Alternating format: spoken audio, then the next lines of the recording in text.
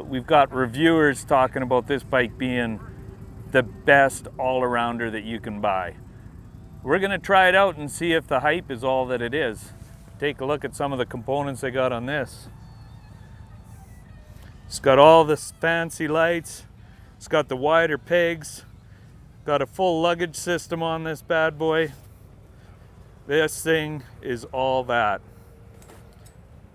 We're gonna take her for a ride and we'll give you some prices and specs on it as we talk about it when we're on the ride, guys.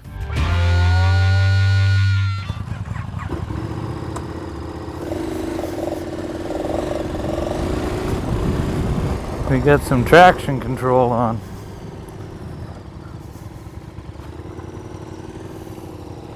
We do indeed.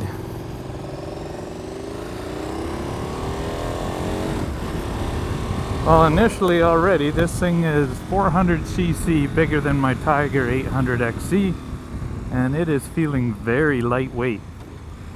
Have I ever told you guys how much I love twins? Don't get me wrong, I love triples too, but the down low grunt of a twin is truly cool. Much easier to touch the ground than I thought it would be. This is the Adventure, guys.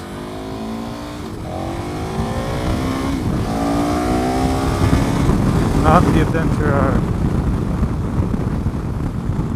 I'm a little bit worried about my camera here in this one. Now this has got the windshield on, and I think that would be the first thing I take off. My goodness, that's I hate that sound of buffeting. This one's fully adjustable, but man, I would rather just have the full out wind in my face kind of thing. This is annoying to me. The seating position is really comfortable. I think I've got the low seat one. You can have an adjustable seat on this thing, so that's really nice. Much the same as, again, my Triumph.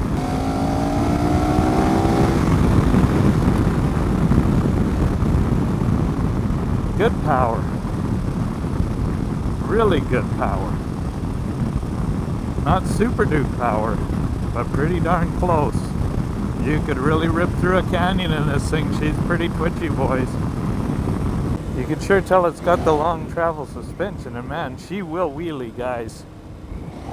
It's got a real snap to it. So, yeah, she's a winner in that. I think even off-road, you needed to jump a log or a boulder or something like that. Just give that throttle a little bit and it's coming up. One of the coolest things about this, and we're not going to get a chance to try it today, but believe me, a lot better riders and reviewers than I have tried this out. The off-road ABS setting. Truly phenomenal are the words everybody uses on this thing. Like guys that are true off-road warriors that have run the Dakar and way better than your average rider have done this, tried to beat the ABS, beat times on a dirt track and so on and so forth by disabling the ABS and then using the ABS, and the ABS is winning hands down every time. That's saying something, guys, because there's a lot of people out there that still say ABS is crap. And my personal opinion is, if you're driving on a gravel road, keep the ABS on. If you're doing anything but serious off-road, keep the ABS on. When it starts to get wet and slick on a little bit of a dicey situation that way with wet, then yeah, you might want to turn the ABS off. And for serious off-roading and sand and such, keep it off. But any other situation,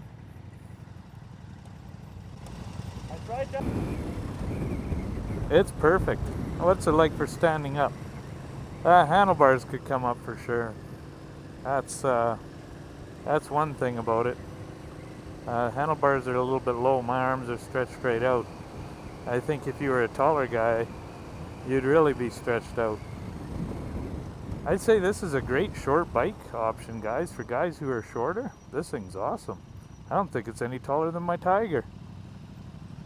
honestly. Like, I'm flat-footed right now on one foot, and I can still kind of touch on my other. It's pretty cool. Pretty cool. So guys, comment on the bike if you want. Tell me what you think of it. Tell me what you think of the video. Don't be too harsh on me. These aren't full reviews. These are riding information with a group of guys. So there's only so much we can do. I can give you the impression about how comfortable it is, but you're not going to see me doing any wheelies or jumps or anything like that, because I'm on the course that they prescribe. Look at those clouds out today. Beautiful, eh? So let's do a corner test. Maybe we'll let all these cagers get up ahead of us a little bit and just see how easy it is to fling it into a switchback, alright?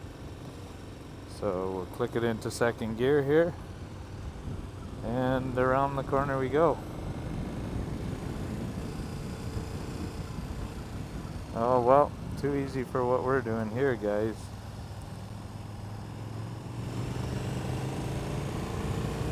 It can easily go a lot better than that, but very neutral, very easy to use through the corners. It just does it all by itself. This thing would be a hoot in a canyon. We're hitting lunch hour here, so it's kind of like rush hour, so even on these non-congested streets it still gets busy. I'll give you this, guys, KTM's got it over just about any bike I've driven in the motor department. Wow, loving it. Loving these twins.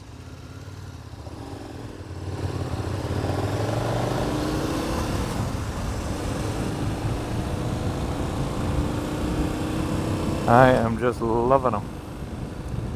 There's so much power in so many different areas. The way they've done the power on this bike here, and you can go into an off-road mode. I'm obviously not going to try that because I'm on the street. What the heck? Let's try the off-road mode, okay? So we go into this. I've already learned how to do the menu, by the way, guys.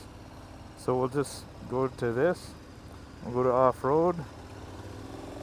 And then we close the throttle. And we're on. Okay? So now we're back. I learned that driving the bike. That's how easy it is to use. And it's the same for the 1290 Super Duke. It's just a couple buttons and you can do it right on the fly.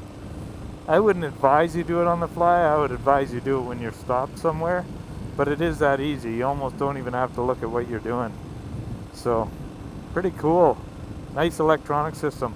This adventure bike that I'm riding right here has a smaller front tire. And it also has the ride control, which lets you have a comfort ride or a sport or street. So you can set up all the suspension settings. Like right now, the throttle thing is greatly tuned down so that you're not spinning the back wheel out wherever you go and it's not so touchy. Also, the suspension set up a lot firmer on this one right now, so that you can deal with everything you have to off-road. Whoops, bumps, all that kind of stuff. So yeah, it's pretty cool. And I did that literally in about 5 seconds.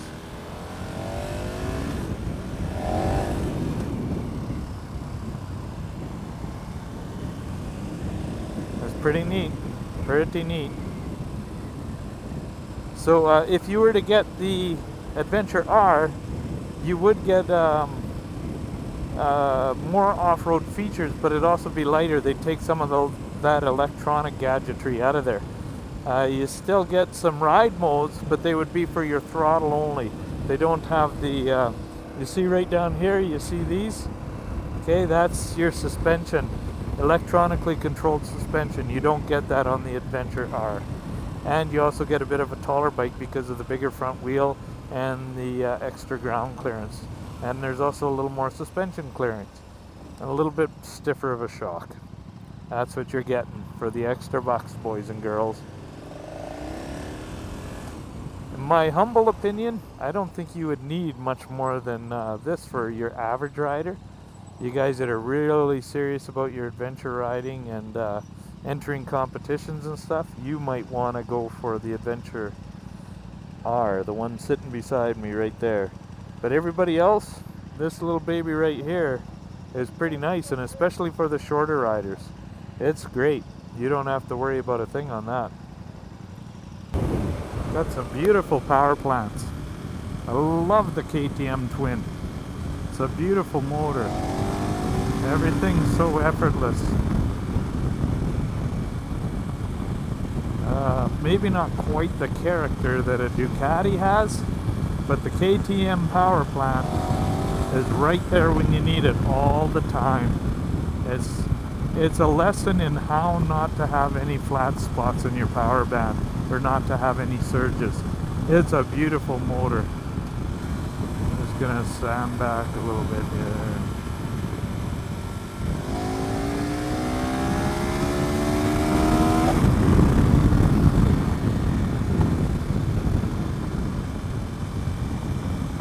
Really cool. 6th gear would be a gas-saving monster. Mark, that rides the 1190 Adventure that you see behind me there in the rearview mirror, he's saying they get about 5.1 when he goes on a 900 kilometer trip. That's pretty decent. That's not bad at all. That's basically what my Triumph gets, maybe a little worse than that even. But if you put it into that sixth gear, she's a pretty nice ride for you. Nice and calm and all that. Oh, look at the rain's coming down. And I just got my last ride in. What a wonderful, lucky day for Six's Overdrive. Okay guys, here's my final wrap up. I can see why a lot of journalists are calling this the best bike ever. This does so many things on so many levels. I've seen videos with Chris Birch, and I'll try to put some of them in here for you, just so you can be entertained by what these bikes can do. But definitely on the road, they are as comfortable as you'd ever want. There's no more of that vibey nature or the overly stiff hard seats of the 990. That's all gone. These ride modes work flawlessly, as I can tell, and it's just a super comfy bike. I think that BMW would probably still have some more features for those of you that like to get really cozy on your bike. But this bike, for the true 50-50 or even 40 off-road, 60 on-road, I would be buying this bike. Like, this is a perfect do-it-all bike. There's no way any of those sport bikes are going to pull on you, or at least not very quickly. Unless you're on a racetrack, you're keeping with your sport bike buddies on this bike. This is a gorgeous power plant and a great handling machine. Hope you enjoyed the ride.